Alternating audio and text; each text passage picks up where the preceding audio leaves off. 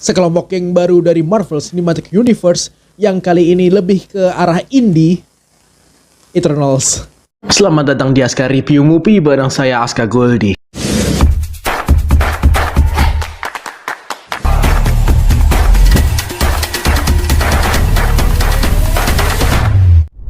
How long do we have? 7 days.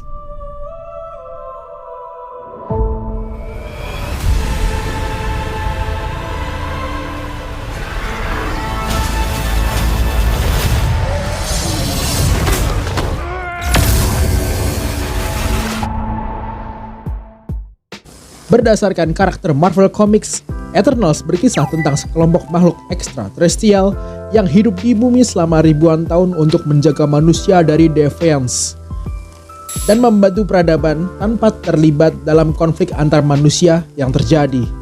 Eternals terbilang berani dan agak berbeda dengan film-film MCU biasanya. Bisa dibilang ini lebih indie.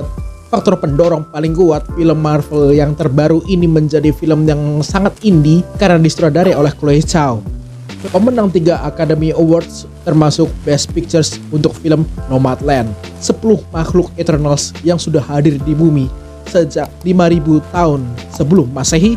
Kehadiran mereka di bumi sebenarnya untuk melindungi manusia dan planet bumi ini dari ancaman makhluk deviants. Opening sequence dari Eternals ini dibilang sangat menjanjikan. Dari action sequence hingga special effects bisa dibilang mereka lebih mewah daripada film Shang-Chi sebelumnya. Secara fighting dynamics antara Eternals melawan Defiance, bisa dibilang ini adalah konsep Superman di dalam film Marvel. Durasinya sekitar 2 jam 37 menit, tapi rasanya dengan waktu sebanyak itu tidak cukup untuk mendeskripsikan sebanyak 10 karakter di sini dan untuk digali lebih dalam. Ensemble castnya yang bisa dibilang kelas A, Angelina Jolie, ada Ma Dong-seok, ada Kumail Nanjiani, Kit Harington, Richard Madden, Gemma Chan, Salma Hayek, Barry Keoghan, Liam McHugh, Brian Tyree Henry, dan Lauren Ridloff. Senjata makan tuannya karena ensemble castnya yang terlalu banyak ini seolah-olah mereka hanya dilihat dari permukaannya aja. Ini ngerasa ada kedalaman yang harusnya bisa digali lebih banyak.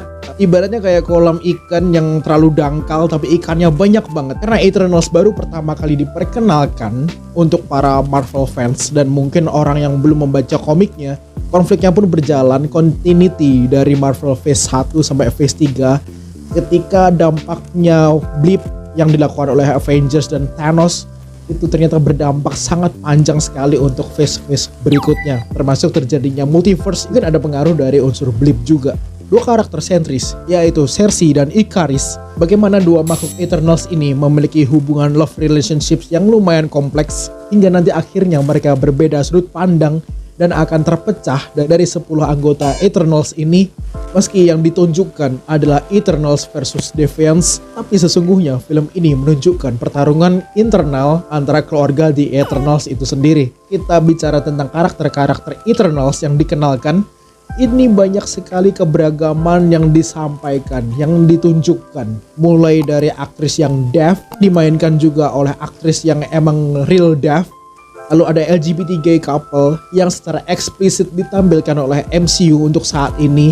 Dan katanya ini adalah pertama dan terakhir kalinya, who knows. Dari warna kulitnya ada orang Asia, ada orang kulit coklat, ada orang kulit putih, orang kulit hitam pun juga ada. Semuanya dibuat beragam dan setara. Mengusung tema humanity yang kuat disampaikan oleh sutradara indie. Sebenarnya ini kurang cocok dengan penonton Marvel fans yang bisa dibilang itu adalah pasar mainstream. Ibasnya jadi kita tahu kenapa di Rotten Tomatoes Eternals ini mendapatkan rating yang buruk karena ada konflik antara terlalu ke kanan dan terlalu ke kiri. Dan Eternals ini terlalu mengambil sudut yang kiri atau lebih ke edgy gitu.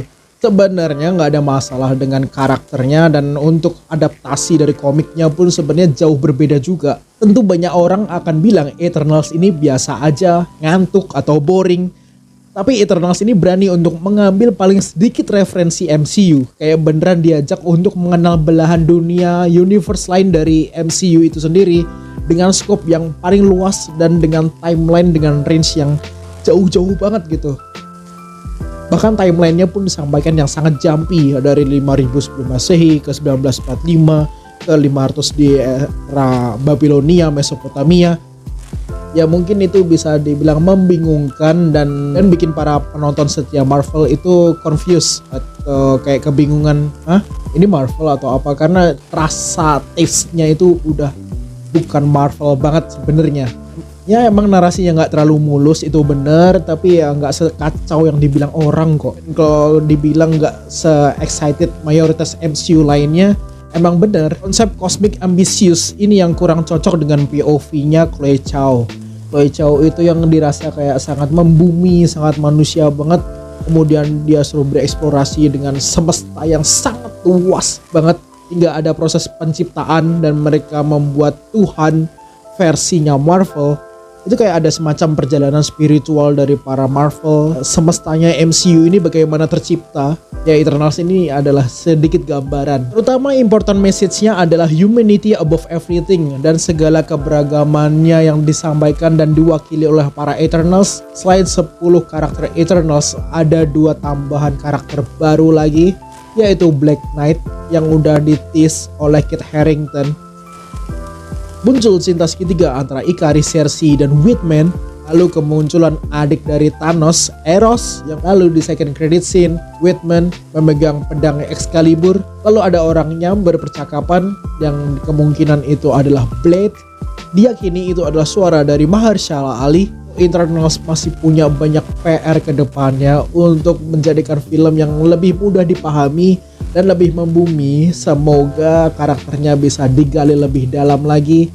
Jelas Marvel Cinematic Universe ini sungguh menjadi universe yang sangat kompleks, even multiverse.